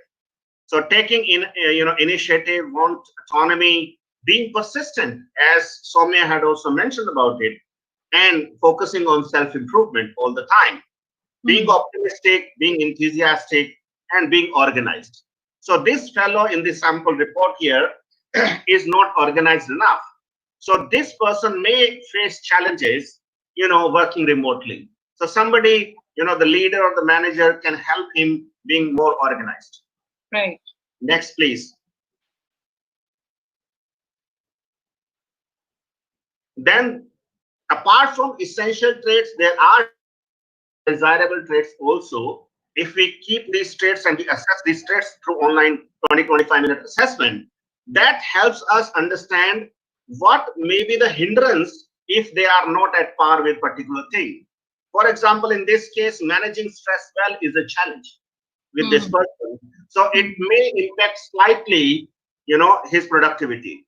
Planning is fine, wants challenge is fine, flexible is okay. Pressure tolerance, this guy has a high pressure tolerance. So not a big challenge. Then what traits we need to avoid are also captured. There are several, but I could capture only 3 in the screenshot. A- motivation and scattered and avoiding decisions. And then there are many more. Next one. I quickly take you through and then we just wind it up and take you all to the meditation part of it or stress management part of it. Yeah, so this is about communication. Please, next, please. So 2 competencies are captured. One is remote working, one is remote communication. That also includes taking initiative. Take it back, please. Yeah, taking initiative, being collaborative, maintaining healthy self-esteem, open and reflective, optimistic, and working in teams. So some people who are not good at working at teams will be showing yellow indicators and all. So these are the areas leaders can look at to help people, because this is going to be the new normal. Next slides, please.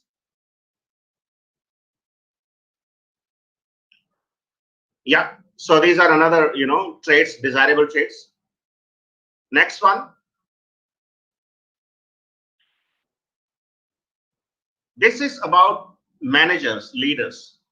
Yeah, one more, enter. Yes, this one.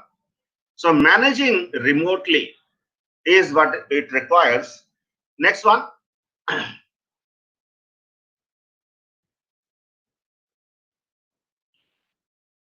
Being assertive. Yeah, move up a bit. You have jumped to 1, I think.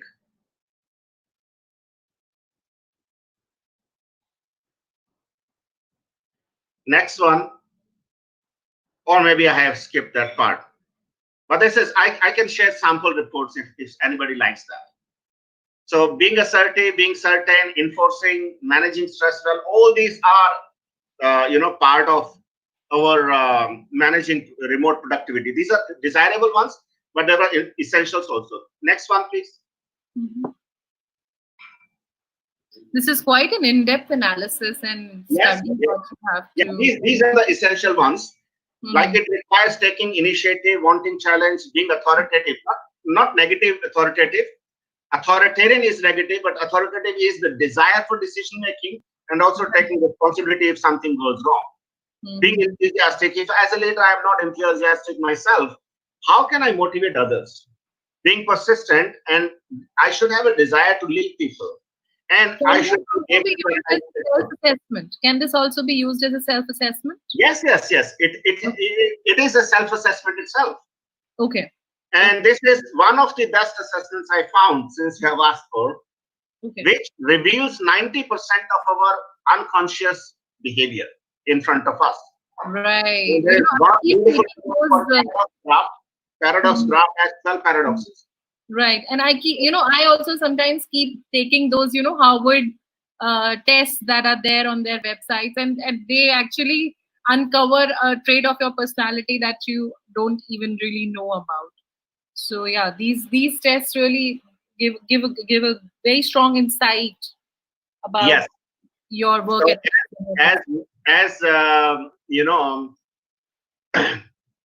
So first panelist had talked about analytics. So this is predictive analytics about employees and people. Right. And I highly recommend people to go for this kind of assessment and see yourself and then match with the behavior and the productivity of that person.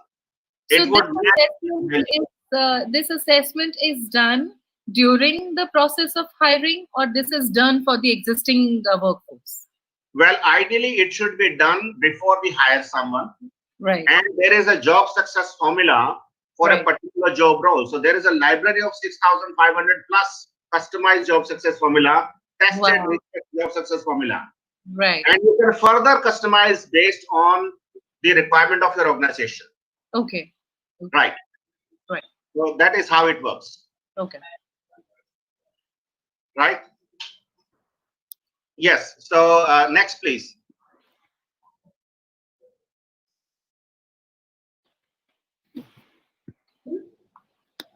Yes.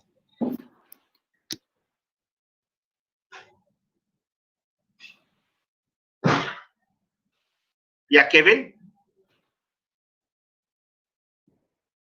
All right. So everyone is ready to reduce the stress? Okay, nobody would say it here, but at least in the YouTube section, people would certainly say. So look at this picture. Whichever you like, the guy in white dress or the guy in orange, the other dress, the beard guy, whichever you like, just look at any of these for a minute. I'm just sharing how you can get into meditation. Just listen to that. And since my wife is standing near to me, as if, she will kill me, so I will quickly finish it. This is again, one of the side effects of working from home. Never mind. So this is a great meditation method called Guru Siyag Yoga. And we all have one energy in our body that is called Kundalini, which is sleeping at the basement of our spinal cord, the sacrum of it. By looking at this picture, that energy will be awakened instantly. Now you would say that I'm a mad guy. I talked so sensible a couple of minutes ago, and I'm talking insensitive thing or nonsensical things now. But reality is this works. I have been practicing it for myself for last 3 years.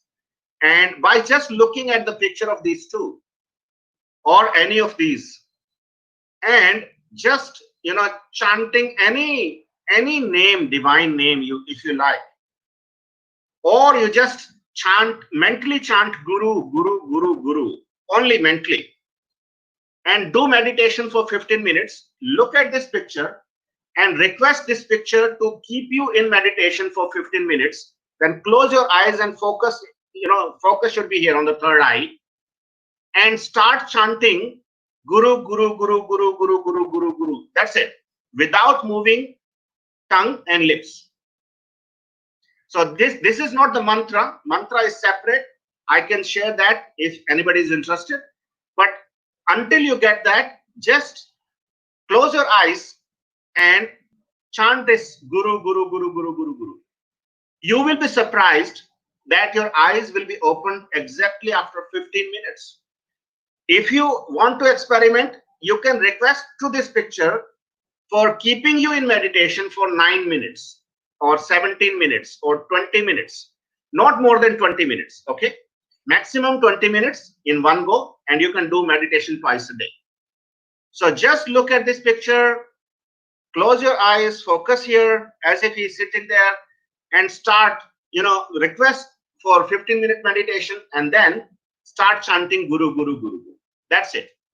Or anyone who believes in, different faiths. Suppose Muslims believe in Allah, so they can chant Allah, Allah, Allah. Buddhists can say Buddha, Buddha, Buddha. Hindus can say Ram, Ram, Ram, God, God, whatever. Any divine name is okay. So what will happen to you in that meditation? Don't go right now. Don't start right now, but just listen to me carefully. Sit at a relaxed, in a relaxed position. Sit at a spacious place, because when your Kundalini is awakened with this meditation first time, that Kundalini will take control of your mind, body, brain, and breath, and will scan within a second what needs to be fixed. And accordingly, your body will experience involuntary movements, which you cannot do on your own, and you cannot stop on your own. So these will stop automatically. So don't be scared. There is no ghost in this. There is no black magic. It's a simple, pure Vedic science. So your Kundalini will perform automatic yoga to your body. So let it happen. And after 15 minutes, you will feel better. All stress will be released. Anyone who has curable or incurable disease, any disease will be cured if you continuously practice this meditation twice a day and keep on chanting that word, the divine word, round the clock, unless it becomes automatic in your mind. For more information, you can look at website gurusiyagyoga.org, or you can send me a WhatsApp message on 9818598122, and email address is gssyworld@gmail.com. So this will certainly help, as I have personally practiced it, and I have introduced this individually to around 3,600 people. And every Thursday and Sunday, I go live on my channel. I have a channel about Guru Siyag Yoga. So I share experiences of different people, and some people say I have gone insane or mad. But this is a divine madness, and everyone should get into that. And then you will have no stress at all. Thank you so much. Thank you. Thank you so much, Dharmendra. Absolutely insightful session from your end. I personally loved the assessment part that you had shown. It had actually thrown some light on what kind of parameters that can be considered, even though the HR and the organizations may not opt for an Harrison assessment. It definitely gave them an idea the kind of parameters that can be or should be considered while maintaining the productivity and the mental well-being at the same time. So striking that right balance is the key. So thank you so much. Just to add one last point. Yes. It is a turning point in somebody's life. Right. Professional and personal both. Correct. And I'm passionate about certain things, and Harrison assessments paradox graph is one of my passions. Right. And I have seen personally a lot of transformation had happened in people who were aware after reading the report or interpretation of the report that why they were missing something, why they were lacking something, why they were so distressed. So paradox report also tells us the reasons of stress. It also indicates where is the stress out of 12 paradoxes, but also it tells what are the reasons of the stress. Right, right. Right. Thank you. Thank you. Thank you so much, sir. Uh, thank you so much, all the panelists, for sharing so much information, your knowledge, your experience, and sharing so many insights with us at this webinar. I am definitely going back with a lot of takeaways and a lot of learning. We are now opening this webinar for questions and answers. There have been many questions posted by our listeners in the YouTube comment section. Kevin is one of my team members who has picked out the most relevant questions out of those. So, Kevin, please take over from here and ask away. Yeah, sure, ma'am. First of all, I like to thank Anita ma'am, Soumya ma'am, Dharmendra sir, and Meera ma'am for sharing their knowledge. And really, we were able to gain a lot of knowledge from your webinars. Thank you so much, everyone. And I have few questions for regarding this webinar. First, I like to ask Dharmendra sir.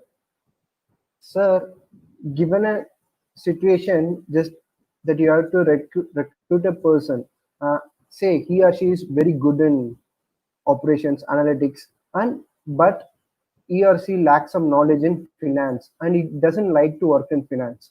At this situation, will you hire him? Well, before hiring anyone, I would assess that person, and there is a formula called job success formula, which has been tested and researched over the years. And I would select a particular job success formula for that job role, not for that person, but for that job role. That in order to be successful in this particular job role, what needs to be in the essential part, and what is the weightage of that, what needs to be in the desirable part, good to have a part, and what we don't need, right? The negative traits. If somebody is aggressive, if somebody is rebellious autonomy, if somebody is greedy for money, then these traits we don't need. So this assessment will be done, and the system behind, there is a algorithm and mathematics behind this, that will help us identify whether this person is likely to be successful in a particular job role or not. Okay, thank you, sir. But one more thing, say if we have hired them and he is very good for the job role. Kevin, I want to interrupt you for a second. Can you be slightly louder? And there is some humming in your voice. Okay, ma'am, sure. Yeah, that's better. Sir, actually, we have hired that person who's very fit for the job role, but due to some emergency purpose, he or she has to work in that finance role. At that time, how can we prepare that person for that role? Yeah, so in the COVID situation, you cannot blame that person because you never hired that person for doing that job.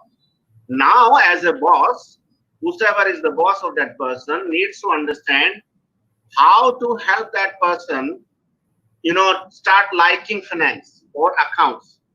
He may or may not like it, but if you have opportunity within the organization to give him another assignment, then you generate another report for that person that is called career option report.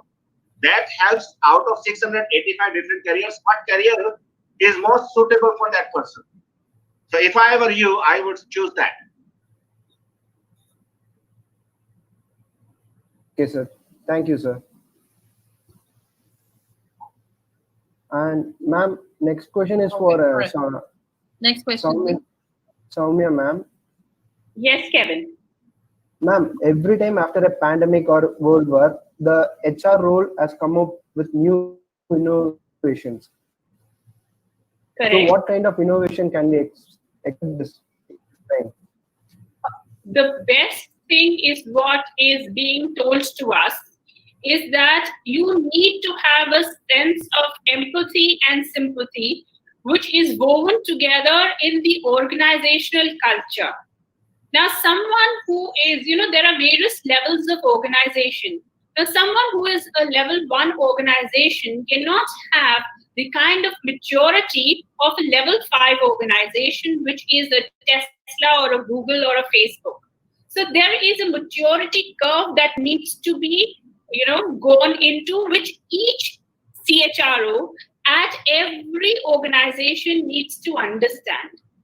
Now, there is a mix of culture, there is a mix of organization skill set and the business at large. So it is absolutely nothing which we can say is this is the right way or this is the wrong way of doing. This is a way where we do a lot of trials and errors, and then we get along, finding out the path which actually will find a lot of meaning in the way that we conduct our business. For example, during the Industrial Revolution, the assembly line and the X and Y theories of motivation used to work a lot. When I say X and Y theory, it means the stick and the carrot theory. One way you used to punish, the other way you used to reward. At this point of time, it is more about an experience that you're giving. Now, an engaged employee is someone who always gives more, is what even Meera had said. So now what actually happens is that when you are not in the work premise, how would you create that engagement? So this is an embodiment of various factors that would come into play. I hope I've answered your question. Yeah, ma'am. Thank you so much. Now, ma'am, Anita, ma'am. Yes, Kevin. Ma'am, there's a question from the comment section. How onboarding process has impacted due to COVID-19 situation in IT sectors, FMCG, telecom, and other online delivery sectors, because these are the most fast-growing sectors. How much effect this has on those sectors? See, I belong to manufacturing sector. I just can what I read on my various CHRO groups and with my friends when we discuss and all what problems we are facing. We are doing this. Actually, onboarding is aligning that individual to the organization goals, people, acquainting him or her with the organization policies and all.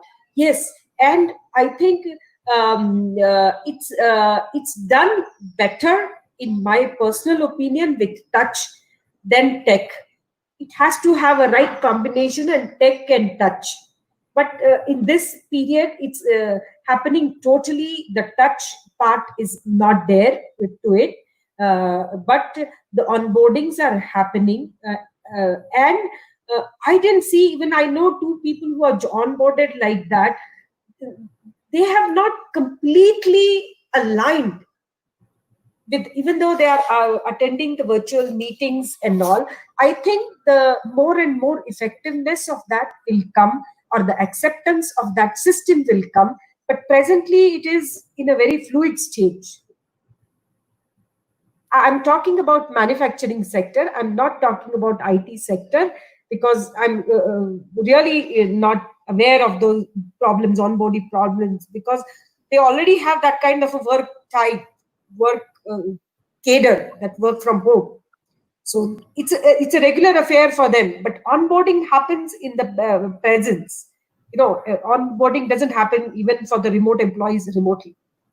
I believe that's where the culture of the organization comes into play.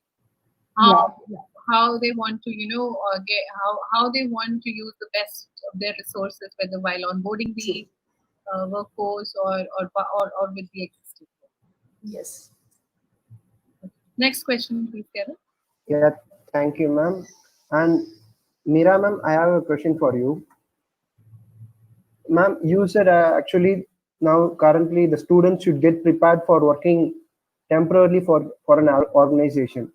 So can you suggest some methods so that they can get prepared for that? Can you repeat the question again loudly?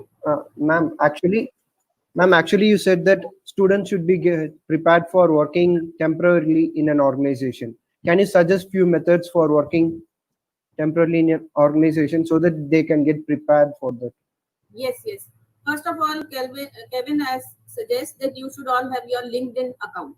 You should have visibility, digital visibility, whether you are on Facebook, whether you are on Insta, whether you are on LinkedIn or WhatsApp.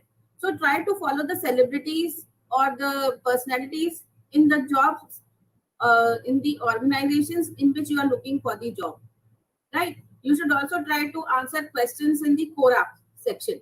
This will also have your visibility. You should update your CV. You should go in for more of digitalization. Enroll yourself in Coursera courses. We also have SWAM portals, MOOC courses. Enroll yourself. So as and when your data is distributed, you will come across people who would be interested in your profile. So this suggestion was given by Professor Seema Gupta from IIM Bangalore, that I find that the students are not equipped with the right kind of skill. So ask them to follow the people who are very good in their jobs, who have achieved some status in the job, and try to follow them and see what are more they are achieving. And also enroll yourself in various job portals. I've already given you that. Please go through the site of Ministry of Skill Development. There's a University of Skill Development. They are organizing training programs.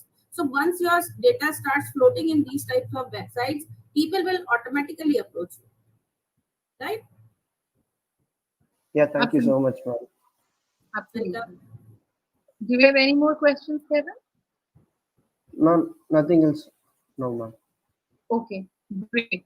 So I would just like to conclude this webinar now, and I'm just going to share the key takeaways with this, that remote work culture is here to stay. It's just not going to go so easily, just like COVID is here to stay.